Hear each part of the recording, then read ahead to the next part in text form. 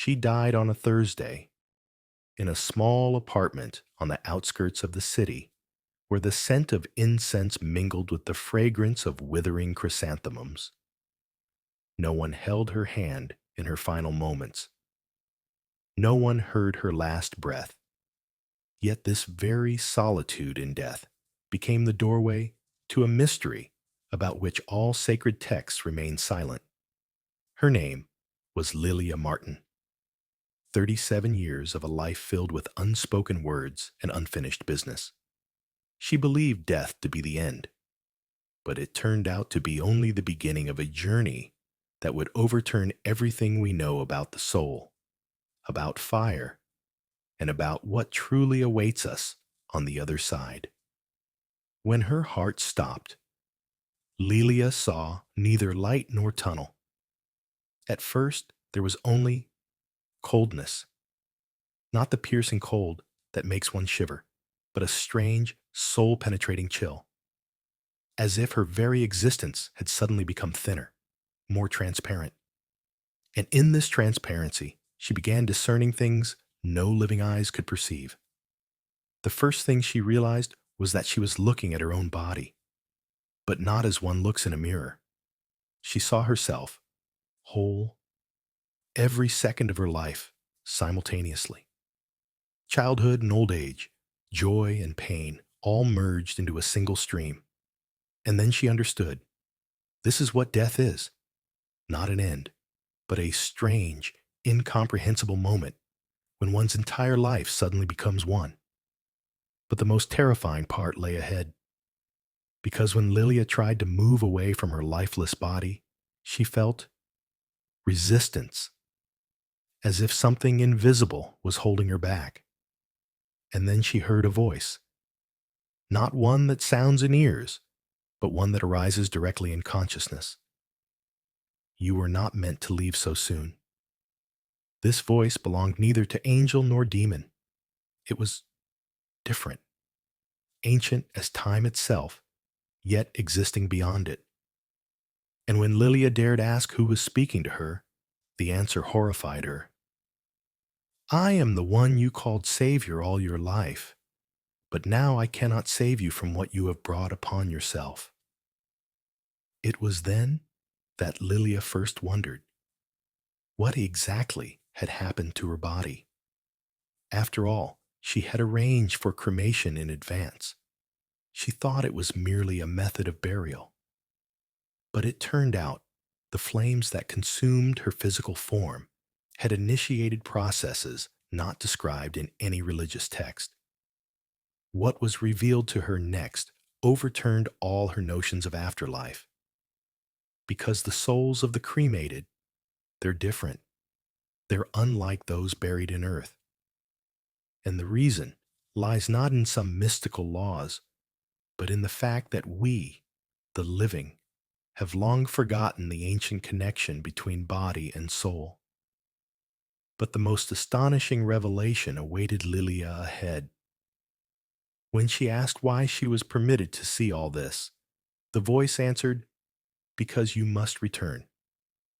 Return to tell, to warn, to make us all consider what legacy we leave not only in this world, but in what awaits us after. This story is not just an account of near-death experience. It's a warning, a message from that place where we will all eventually arrive. And what Lilia learned will forever change your understanding of what lies beyond the final threshold. Lilia Martin was not a saint, nor was she a sinner in the conventional sense of the word. She was ordinary, too ordinary for the fate that befell her. She was born in a provincial town where the main landmark was a half-ruined 19th century church. Her mother worked at the local library. Her father was an unassuming factory engineer. The most average family in the most average of towns. Yet herein lay the tragedy. For ordinariness is a slow poison. Drop by drop, it kills dreams, erases individuality, turns a person into a shadow. Lilia had felt this since childhood. During her school years, she kept a diary where she recorded strange visions, dreams of cleansing flames, of a light awaiting her somewhere beyond the mundane. Later, as an adult, she burned this diary, ashamed of her childish mysticism. Her death was as commonplace as her life. No catastrophes, no criminal dramas. Just an autumn evening, just slight malaise, just a blood pressure pill. That turned out to be her last. The doctors would later say it was an aneurysm, instant death, without suffering. You're lucky, one of them would say, not realizing how sacrilegious those words sounded. But the true horror began afterward, when her body was found only 3 days later, when it emerged that according to her will, drafted after watching some documentary, her body was to be cremated. When no one came to the farewell ceremony, no friends, there simply were none, no relatives. Her mother had died a year earlier, her father during her student years. She died alone. Her body was turned to ashes alone. Yet here's the paradox. This absolute solitude became the bridge that allowed her to see what remains hidden from those who are mourned, remembered, whose bodies are buried according to all proper rites.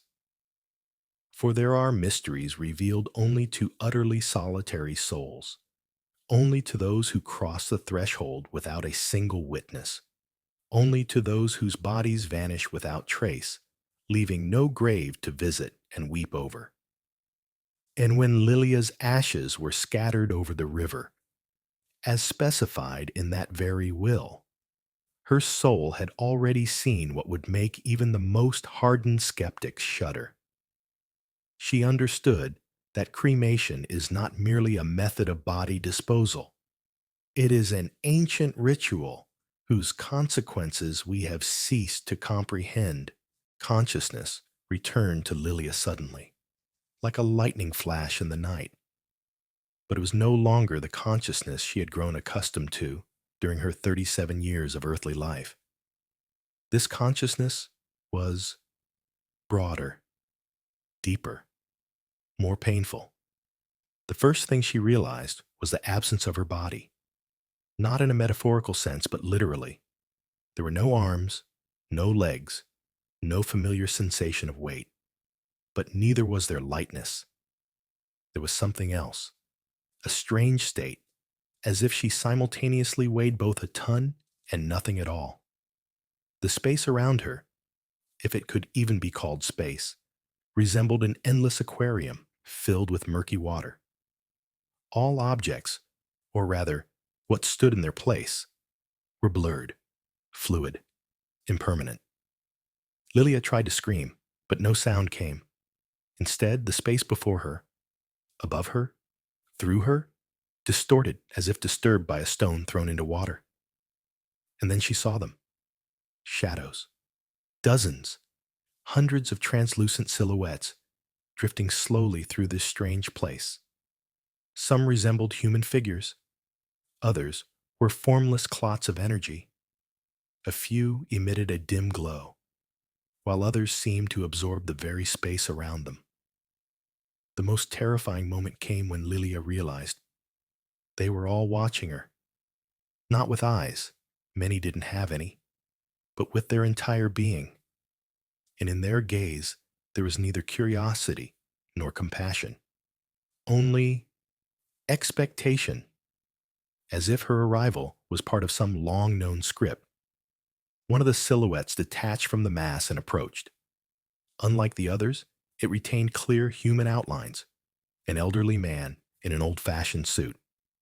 His lips moved, but still no sound came. Instead, words surfaced in Lilia's mind. You are new. You were not meant to come here so soon. Lilia tried to ask where she was, but instead of words, a flood of images poured out of her. Her childhood, the burned diary, the empty apartment, the crematorium. The spectral man recoiled. his entire form twisting with something Lilia could only recognize as horror. You, you burned, echoed in her consciousness, carrying such primal dread that the very space around them shuddered. The other shadows suddenly froze, then began rapidly retreating, like a frightened flock of birds. The man in the suit was the last to go, casting Lilia a final look, something between pity and revulsion, before dissolving into the murky distance. And then Lilia was alone, completely alone in this non-place, where there was no up or down, no time, no space, as she understood it, only infinite gray nothingness and a dreadful realization. Something had gone wrong, something very important. It was at this moment that she first heard his Yaronaha's voice, not in sounds, not in words, but in something far more fundamental, as if the very fabric of reality had spoken to her. And the first thing she heard forever changed her understanding of everything. You are stuck. This was not meant to happen. You were supposed to move on. The voice did not sound. It vibrated at the very foundation of her being, like a fundamental law of the universe. Lilia tried to respond, but her thought disintegrated before it could fully form. In return came a realization. Words were unnecessary here. Here, thought became action, fear became landscape, and memory became the only reality. The space around her began to change. The gray nothingness swirled, transforming into a vortex of images. Lilia saw, no, relived, the moment of her death. But now she felt not just her own body, but the entire world around her. The last breath of the neighbor's cat behind the wall, the trembling of leaves outside the window, even the movement of the stars at the exact instant her heart had stopped. The universe had recorded this moment with painful precision. Now you see, resonated within her. It was not a question, it was a fact. Lilia suddenly understood that death was not a period, but a lens, magnifying every action, every unspoken word, every suppressed impulse of the soul. But the most shocking revelation lay ahead. Amid the whirlwind of images, the crematorium appeared. She saw her body in the furnace, not as a corpse, but as a complex energy structure slowly unraveling under the flames.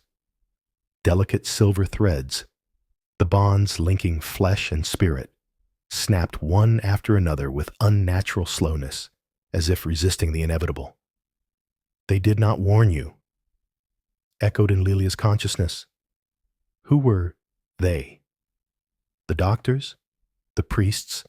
Society itself? The answer came as an understanding. All of them. For centuries, people had buried bodies in the earth, and this practice had forged a specific path for the soul. Fire changed everything. It did not merely destroy the body, it accelerated, distorted the transition. Lilia felt something pulling her back toward the crematory, not as a soul, but as a clot of energy trapped between worlds. She saw the urn with her ashes, saw them scattered over the river, and with horror realized that part of her consciousness remained there, clinging to every particle of dust carried by the wind. This was not meant to be your path. The voice resonated again, now tinged with sorrow. And in that moment, Lilia grasped the terrible truth. Cremation did not sever the soul's connection to the physical world. It shattered it into thousands of fragments, each straining toward the place where wholeness had once been. Then the space before her, within her, tore open, revealing a passage to another reality, the place she was meant to enter after death, the place where other souls waited, the place that now seemed impossibly distant, all because of a few kilograms of ashes scattered over a cold autumn river. The rift in reality widened like a wound, oozing not light, but something far more ancient. The primordial darkness that had existed before creation itself. Lilia did not see him. She perceived him. His presence was not a form, but knowledge, permeating her very being, as if the fabric of the universe had suddenly gained consciousness and turned its attention upon her. You have lingered. The words came not through her ears, but from the deepest core of her soul. The voice was neither kind nor wrathful. It simply was, like the law of gravity. Lilia tried to respond, but her thoughts scattered like sand through fingers. In return came understanding. Words were unnecessary here. Here, thought became existence, and fear became landscape. You chose fire. And this was no accusation. It was a fact, cold and inexorable as gravity. Suddenly, the panorama of her own cremation unfolded before her. But what she witnessed was no mere memory. She observed the process, not the burning of flesh, but something far more terrible. Her body in the furnace was not a corpse, but a complex energy structure. The delicate threads, those very bonds religions call the ties of the soul, did not break as they would have during natural decomposition in the earth. They evaporated, turning to smoke, carried away by the crematorium's ventilation. You thought it was merely ashes, and in these words lay an abyss of sorrow. Lilia suddenly grasped the horrific truth. Cremation does not liberate the soul. It scatters it. Those very threads meant to gently release her into the next world now hung in the air. Countless invisible fragments of her being, bound to every particle of ash. You have not departed. You are everywhere and nowhere. And in that moment, Lilia saw. Not with eyes, with something deeper. She saw thousands, millions of souls like her own. Those who had chosen fire. They were not in hell. They were not in heaven. They were between, in a strange limbo where the soul could neither remain nor move on. And then he showed her why. A vision of ancient times unfolded before her. The raging pyres of heretics, pagan funeral ships burning in the night. But this was no condemnation. It was a warning.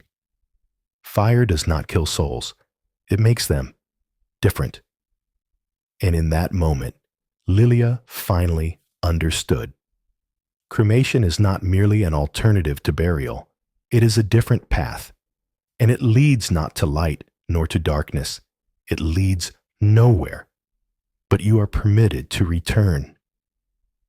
And for the first time, the voice carried a note Lilia dared call pity. To tell of this, the darkness closed in. And at last, Lilia screamed. The darkness receded, but did not dissipate entirely. It thickened around Lilia like a heavy curtain, and within this new obscurity, images began to emerge. Look, resounded within her, and she saw, not souls, but mere remnants of souls. They floated in the void like torn spiderwebs, formless and restless. Some resembled wisps of smoke, others pale smudges of light devoid of distinct boundaries. They did not suffer. They simply were, without purpose, without path. These are those whose bodies turned to ash. Lilia wanted to turn away, but she could not. She no longer had eyes to close. She was forced to witness. One of the spectral fragments drifted closer. Once it had been a person. Now, merely an echo, trapped between worlds. No personality remained, no memory, only a vague sensation of loss that it could neither comprehend nor express. Fire does not destroy. It divides. And then they showed her Why? Before her unfolded a panorama of ancient times, not rituals and pyres, but something more profound. She saw the design. A body buried in earth decomposes, slowly. Flesh returns to dust, while the soul, step by step, is freed from earthly bonds. This is the natural path, ordained from above. But flame, disrupts the order. It does not allow the soul to release the world gradually. It severs the ties forcibly, leaving wounds that cannot heal. Did you feel the cold? The voice asked, and Lily understood. That icy horror that had gripped her after death was neither purgatory nor the threshold of hell. It was Munrik. Emptiness, Koink. What remained after the fire had Kaikanoko torn her from the world too abruptly. The soul must depart whole, but ash clings. Suddenly an image of her own urn appeared before her. She saw on every particle of her ashes scattered upon the river, and, most terrible of all, fragments of her soul, bound to those particles like prisoners to stones at the bottom. You could not leave. You are still there. And in that moment, Lilia realized the great essential truth. Cremation is not merely a modern funeral practice. It is a rupture with nature's design. And the souls of the cremated are doomed to wander eternally, not in heaven or hell, but in oblivion, until the last speck of their ashes vanishes from the face of the earth. This story is not fiction. It is a warning. Perhaps you have never considered what happens to the soul when the body turns to ashes. Perhaps you have simply chosen what seemed convenient, or what modernity has imposed upon you. But now you know more. Now you have a choice.